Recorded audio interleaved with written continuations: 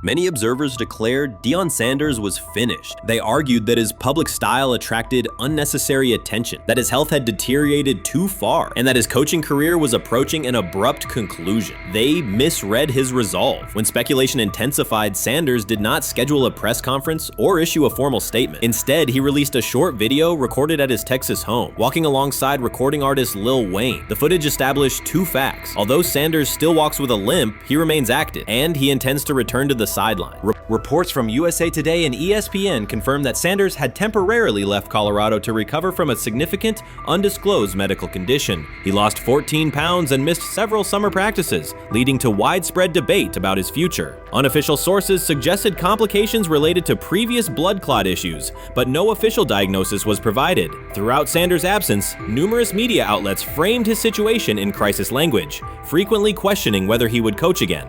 By comparison, when coaches such as Lincoln Riley paused their duties for health or family reasons, coverage emphasized understanding and patience, an imbalance that reflects a common difference in how high-profile black coaches are treated. Sanders' silence was not a retreat, it was a period of recovery. During rehabilitation, he relied on family, faith, and trusted colleagues, yet stayed connected to his program through brief online updates. The video with Lil Wayne demonstrated that he retained strong support from influential friends, countering narratives that portrayed him as isolated or on the verge of retirement. The visual evidence showed that his setback is temporary, and that he remains determined to lead Colorado into the forthcoming season. Since accepting the Colorado position, Sanders has dramatically elevated the program's national standing. He first drew national attention to Jackson State and the broader HBCU football landscape, then moved to Boulder and transformed a one-win team into a central storyline in college athletics. His approach, combining hip-hop culture, direct communication, and open expressions of faith, has challenged conventional expectations for head coach behavior. Each step forward has been met with heightened scrutiny. His time at Jackson State was labeled a publicity stunt, his departure for Colorado was framed as abandoning HBCU culture, and his social media presence has been cast as distraction from traditional coaching responsibility. Critics often magnify Sanders' missteps and question his motives, while comparable actions by other coaches receive neutral or sympathetic coverage. Showings of enthusiasm from Brett Favre and disciplinary intensity from Nick Saban are celebrated as competitive passion, yet Sanders' displays of confidence are frequently labeled arrogance. The discrepancy illustrates deeper biases rather than differences in performance. Sanders' success challenges entrenched expectations of how a college football leader should look, speak, and act, especially a black coach who refuses to downplay his identity. During his convalescence, Sanders maintained close communication with his staff and athletes, reinforcing the standards he had established: discipline, accountability, and belief. The program's daily messaging continued to emphasize preparation and resilience, signaling that Sanders' influence persists even when he is away from campus. Athletes echoed his mantras during workouts, confirming that his leadership extends beyond physical presence. Sanders acknowledges the seriousness of his medical challenge, but has refused to let it define him. He has publicly discussed leaning on scripture and prayer, explaining that his purpose as a mentor, father, and coach extends beyond personal adversity. In that context, the video of him walking in the Texas sun was less a strategic media effort than a straightforward demonstration of continued commitment to his team and mission. Colorado still requires Sanders' vision. Prior to his arrival, attendance was low, national media attention was minimal, and recruiting momentum had stalled. Sanders' leadership brought renewed energy, authentic identity, and higher standards of accountability. Players who previously lacked representation in college football leadership found a coach who shares, affirms, and elevates their cultural background. Sanders supplements conventional coaching priorities, scheme, fundamentals, and execution with empowerment initiatives that cultivate self-confidence and authenticity. As preseason camp approaches, Sanders intends to resume full involvement, even if medical recovery remains ongoing. His presence is expected to restore on-site leadership, stabilize the locker room, and direct media coverage toward on-field progress. For Sanders, the objective extends beyond compiling wins. It includes completing a cultural transformation that expands how success and leadership are defined in modern college football. Those who predict his decline overlook the underlying traits, faith, perseverance, and purpose that have supported Sanders throughout his career. Doubts, rumors, and disproportionate scrutiny have followed him from playing days into coaching, and he has consistently responded rewarded with results. His current health setback is another obstacle, not a conclusion. The broader initiative he leads, centered on authenticity, opportunity, and high standards, continues. When Sanders returns to the sideline, it will mark the next stage of a movement he has guided from Jackson State to Boulder. The recent period of quiet has been strategic rather than passive. Instead of defending himself in daily briefings, Sanders focused on rehabilitation, remote program oversight, and family support. Each brief social media message reinforced a consistent theme: faith and preparation.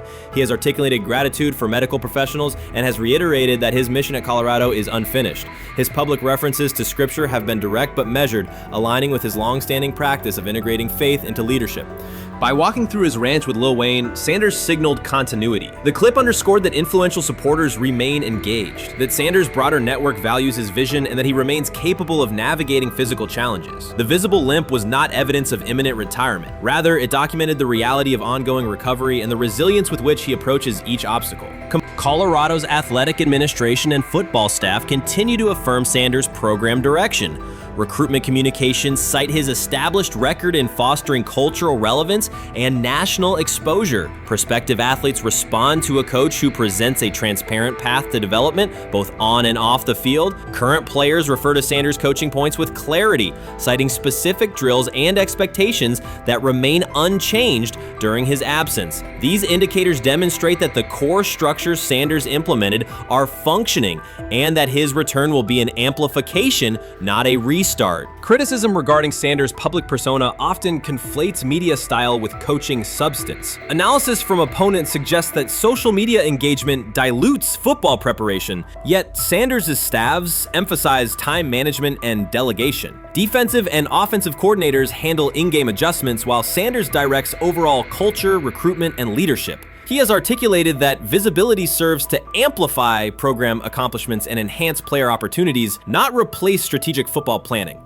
Some commentary has attempted to reframe Sanders' health issue as evidence that his coaching model is unsustainable. The argument ignores the documented health challenges faced by numerous coaches across levels of competition. For example, college coaches recovering from heart procedures or joint replacements have returned to successful seasons after appropriate medical clearance. Sanders' case follows a comparable trajectory. Medical complications require temporary separation, structured rehabilitation is prioritized, and a managed return is planned. Institutional medical protocols at Colorado dictate clearance requirements. Sanders will meet those before resuming full sideline duties. Colorado's players have expressed public confidence in Sanders' eventual return, citing regular virtual check-ins and continued accountability. Several athletes noted that positional meetings included recorded messages from Sanders reinforcing tactical goals and personal discipline. These details confirm that Sanders has remained actively engaged, albeit remotely, and that team culture remains aligned with his principles. Looking ahead, Colorado's schedule will attract national attention, both for on-field competitiveness and the storyline of Sanders' comeback.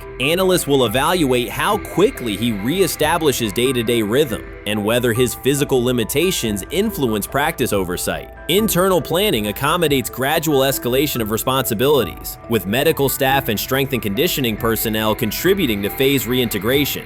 The broader significance of Sanders' return extends beyond Colorado. His visibility continues to challenge prevailing narratives about leadership styles and pathways in college athletics. By prioritizing authenticity, open articulation of faith, and cultural expression, Sanders offers a contrasting template to more conventional models. His eventual recovery and sideline presence will reinforce the argument that diverse leadership profiles can succeed in elite collegiate competition. In summary, rumors of Deion Sanders' coaching demise were premature. Verified reports confirm a substantial but temporary medical setback. He used the time away to focus on health, sustain program engagement, and rely on a support system anchored in family, friends, and faith. His recent public appearance demonstrated active recovery and reaffirmed his intention to resume leadership in Boulder. The forthcoming season will test Colorado on the field, but it will also underscore the durability of Sanders' vision, one that combines competitive ambition with cultural resonance. Observers who continue to question his longevity overlook the resilience and purpose that have defined his career. Sanders' return is imminent, and the movement he leads remains intact. Chris Carter's televised assessment of Shedeur Sanders triggered immediate pushback from Cleveland fans, local media, and even several Browns veterans. Carter dismissed Sanders, a fifth-round pick, as unprepared to start and framed the growing interest around him as purely a byproduct of surname recognition. Since that segment aired, practice reports have told a very different story. Observers inside the Browns facility describe a rookie quarterback who is closing the gap on Kenny Pickett and Dillon Gabriel with surprising speed. Sanders first turned heads in rookie minicamp by directing the huddle with a calm that belied his inexperience.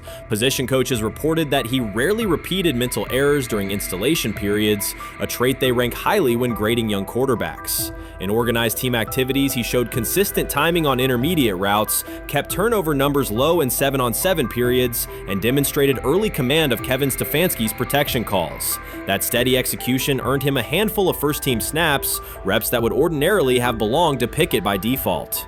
By mandatory minicamp, the rotation had shifted again. Practice notes from beat reporters detail the rise in Sanders' workload each day. Red zone series against the starting defense, 2-minute drills, and full field scrimmage possessions in which he checked out of called plays when fronts dictated it. Mary Kay Cabot, initially skeptical Sanders would challenge for game day snaps in 2025, wrote after consecutive sessions in mid-June that his footwork, release speed, and pocket management had, quote, meaningfully tightened since rookie camp. Her tone marked a clear departure from early spring projections that labeled Sanders a long-term developmental project. The broader quarterback context in Cleveland magnifies that progress. Deshaun Watson's availability and form remain uncertain after 2 injury-interrupted seasons, while Pickett's transition from Pittsburgh has been uneven. Dillon Gabriel's arm strength is evident, but coaches continue to stress hesitation in his full-field reads.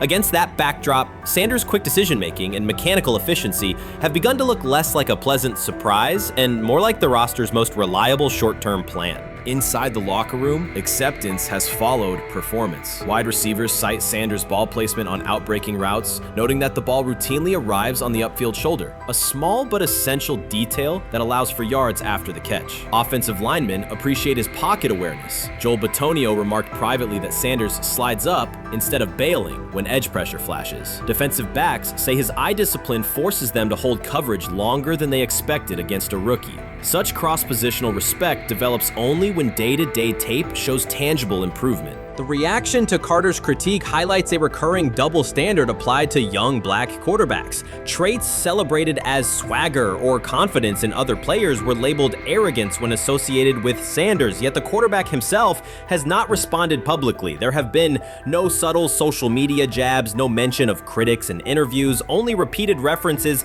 to competing for every rep and learning from veterans. That measured approach, combined with hard evidence from practice, has softened earlier doubts among coaches who prioritize demeanor as much as arm talent. Within the coaching staff, the discussion now centers on readiness thresholds. Stefanski's scheme relies heavily on quick rhythm throws, defined reads, and disciplined pocket movement. Those requirements align with Sanders' strengths: a compact release, willingness to target the middle of the field, and instinctive timing on RPO concepts carried over from his college tape. Staffers reviewing cut-ups from joint practices note that his internal clock already approximates NFL speed, a metric they did not expect to see until mid-season at best. If that trajectory continues through preseason games, the Browns face a consequential decision. Starting a 5th-round rookie 6 weeks after training camp opens would unsettle salary cap assumptions, depth chart politics, and external perceptions of organizational stability. Yet the internal mandate remains clear: the most prepared quarterback will play. That standard places Sanders in genuine contention because every practice metric used to grade readiness, turnover ratio, red zone efficiency, third down conversion rate has trended in his favor since early June. The organizational stakes are considerable. Cleveland has cycled through starting quarterbacks at a startling pace over the past decade, shifting from first-round investments like Baker Mayfield to high-cost gambles such as Watson,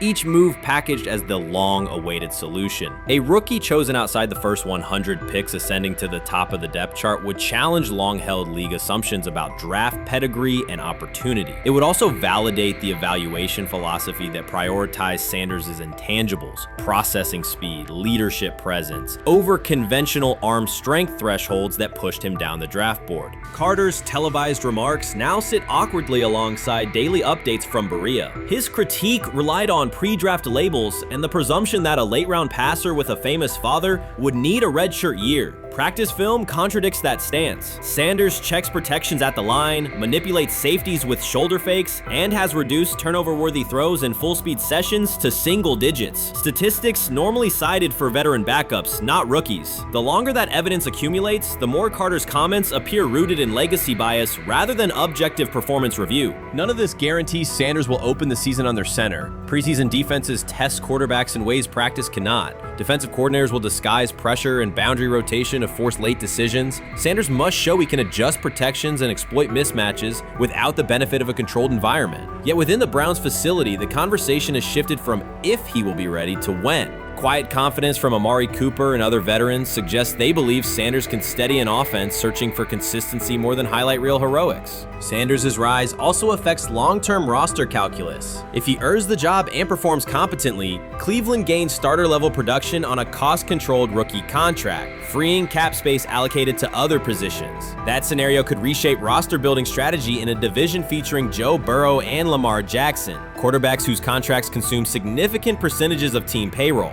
A capable, low-cost starter would allow the Browns to reinforce their offensive line and secondary while retaining core veterans, a competitive advantage few teams enjoy. For now, the focal point remains daily improvement. Sanders continues to arrive before sunrise, reviewing the previous day's install with the quarterback coach, then staying after practice to throw on-air routes with receivers low on the depth chart. Coaches track those habits closely because consistent routine underpins performance when adversity strikes in live games. Each incremental gain strengthens the argument that readiness depends on preparation and aptitude, not draft slot. Carter's segment reminded the league how quickly assessments can become outdated when they lean on perception over evidence. Sanders' steady climb up the depth chart underscores the counterpoint. In the NFL, tape is the final arbiter. Should Sanders translate practice efficiency to preseason success, the Browns may discover that the solution to their long-standing quarterback riddle arrived quietly in the 5th round, carrying little more than confidence and a willingness to work. The 2025 NFL Draft was expected to be Shedder Sanders' moment. Many projected him as a top 10 talent and a headline quarterback in one of the most discussed college football storylines in years. Instead of walking across the stage on the first night, he waited through 3 days without a call. There was no celebration, only silence. When the phone finally rang at pick no. 144 in the 5th round, it was the Cleveland Browns. With that selection, the financial outlook changed dramatically. The Sanders family believes this was not a typical draft slide, but the result of coordinated action. They are pursuing a $100 million lawsuit alleging collusion across parts of the league. In the months before the draft, Sanders was consistently discussed among the top quarterbacks in the class. Television and digital analysts praised his poise, accuracy, leadership, and command. Scouts highlighted a 74.1% completion rate, record-setting stretches at Colorado, and his rise from an HBCU star to a national figure. Consensus expectations placed him in the 1st round or early 2nd. Draft night unfolded differently. As picks accumulated, there was little indication that his name would be called. The atmosphere at his private gathering shifted from anticipation to doubt. When the Browns selected him late on day 3, projections for his first contract dropped from an estimated range in the mid-$30 million to approximately $4.6 million, with corresponding reductions in likely endorsements and long-term positioning. According to Deion Sanders and others close to the family, this was not about performance, injury, or conduct. They argue it was coordinated. Attorneys were contacted immediately. The allegation is straightforward. Sanders' value was suppressed intentionally. The family's position is that this was a calculated decision within parts of the league, not an isolated set of evaluations. The legal claims focus on communications that, if authenticated, could be significant. Internal emails, text messages, and owner-to-owner conversations. The family's representatives contend that these materials show a deliberate effort to avoid drafting Sanders in early rounds based on perceived image concerns rather than football merit. One message reportedly under review framed the decision in branding terms. Drafting Shedder would mean inheriting the Prime brand. The complaint asserts that this view led some teams to discourage others from selecting him unless necessary, not for film-based reasons but to avoid perceived attention and external pressure tied to his family's profile. A related thread involves speculation about team fit and willingness to play for certain franchises. Past public comments by Deion Sanders were interpreted by some as signals of an Eli Manning scenario. The family's view is that these were strategic statements, not ultimatums. They argue that rather than engage in discussion, teams chose a passive approach, no direct rebuttal, reduced contact, and a collective reluctance to invest a premium pick. If phone records and written communications corroborate coordination, these items could become central exhibits. Media tone shifted as the draft neared. Coverage that had emphasized production and leadership began highlighting intangibles, interviews, and perceived coachability. Anonymous sourcing appeared in multiple outlets, with claims that Sanders skipped combine drills out of arrogance, bristled at film critique, or told one club, "Maybe I'm not the guy for you," after a tense session. A widely cited line, "Nobody wants a celebrity backup quarterback," was voiced by Colin Cowherd and circulated as shorthand for risk. The Sanders legal position is that these narratives did not arise organically, but reflected a coordinated leak pattern that undermined his market value.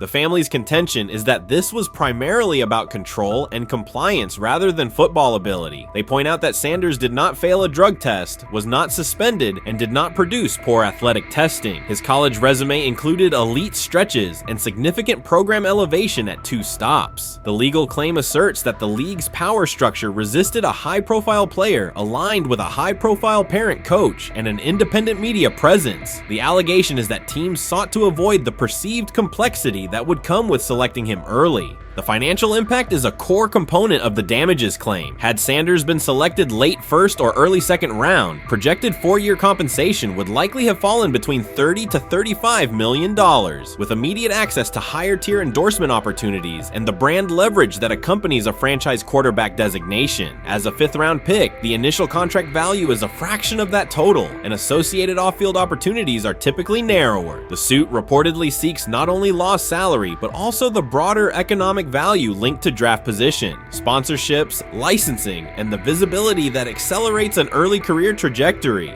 The filing's scope, as described by sources close to the family, extends beyond the league office. It may involve media outlets, scouting firms, and specific executives if discovery shows coordination or materially false statements that affected value. The argument is that the draft slide harmed not only Shedeur, but also the broader Sanders brand, affecting perceptions of Deion Sanders as a recruiter, coach, and public figure. The family's view is that narrative construction around brand risk and celebrity backup produced a measurable economic and reputational loss. If a court authorizes discovery, the process would likely compel emails, internal draft notes, and message archives from teams and third-party intermediaries. Subpoenas could be served on media organizations for sourcing records related to anonymous quotes. That level of transparency would be unusual and could reveal how information flows during pre-draft periods. The legal theory moves beyond a single player's evaluation to the draft's integrity, whether owners or executives acted in concert to reduce a prospect's value for reasons unrelated to football performance.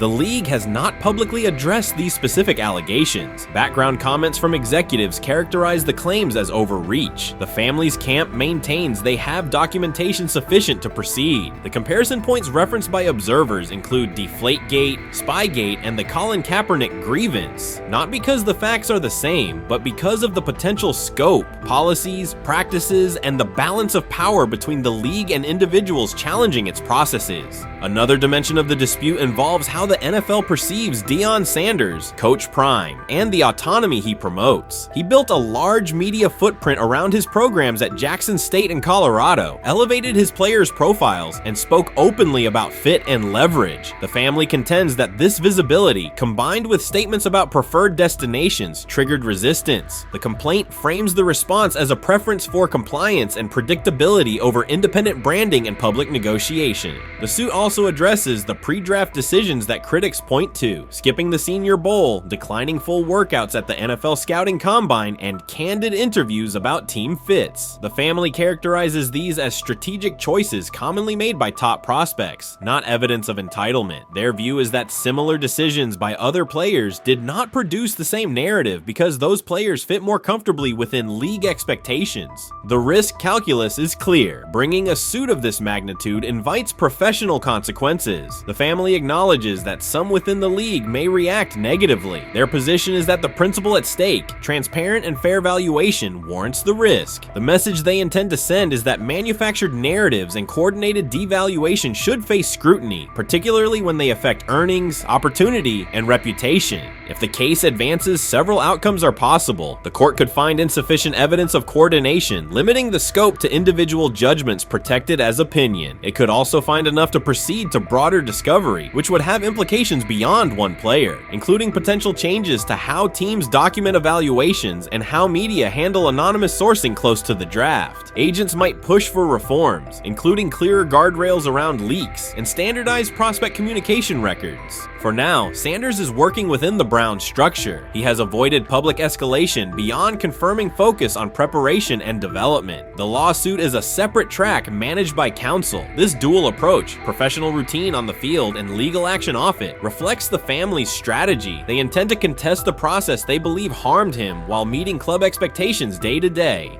The core allegations remain consistent across their statements. A talented quarterback saw his draft value suppressed by coordinated behavior tied to branding concerns and public positioning rather than football merit. Media narratives amplified that shift, and the result was a substantial, quantifiable loss. The remedy sought includes compensation and a measure of accountability that could deter similar conduct. Whether the claims are ultimately proven will depend on documentation and testimony. If emails, texts, and call logs substantiate coordination, the impact could be significant, prompting policy review around pre-draft communications and media engagement. If not, the case may narrow to disputes over opinion, perception, and the gray areas of scouting. Either way, the filing signals a willingness to confront entrenched practices and to test in court how far the process extends beyond film and interviews. This situation has moved from speculation to litigation. It addresses control, image, and power in a system that influences careers and compensation. It also underscores how public narratives can shape market outcomes. Sanders' path now has two tracks: earning opportunities on the field in Cleveland and seeking redress off the field for what the family views as an avoidable and orchestrated loss. The questions at stake are larger than one draft slot. They touch on how the league values independence, how information is weaponized, and what recourse exists when a player believes the evaluation moved from football to optics. The answers will emerge through practice reps and, potentially, through discovery and a courtroom record.